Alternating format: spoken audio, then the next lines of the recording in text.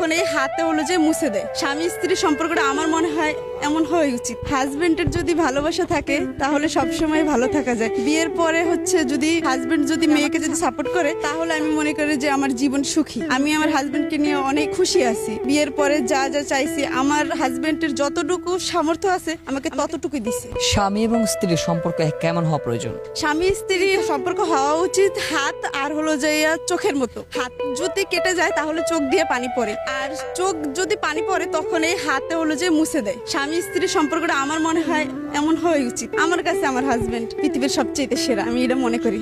আমার হাজবেন্ড যখন বাসায় আসে শত কাজের ব্যস্ততার মাঝেও আমাকে এসে মানে হাসি মুখে কথা বলে, আমার সাথে কখনো রাগ করে না। আমি যাই বলি না কেন সবসময় তার হাসি মুখ থাকে। ক্লান্ত থাকার পরেও আমার যদি শরীর না ভালো থাকে তারপরেও আমি যদি দরজাটা খুলে দিই তারপরে কোনো কিছু করা লাগে না, সে নিজেরটা নিজেই করতে পারে। আপনার স্বামীকে আপনি কতটুকু ভালোবাসেন? জীবনের সবচেয়ে বেশি আমার হাজবেন্ডকে বেশি ভালোবাসি। হ্যাঁ, আমিও তোমাকে অনেক ভালোবাসি, আমার জীবনের চাইতেও বেশি। বাগেরহাটে মেয়েরা বউ হিসেবে কেমন? বাগেরহাটের মেয়েরা বউ হিসাবে আমার দেখা মতো ভালো।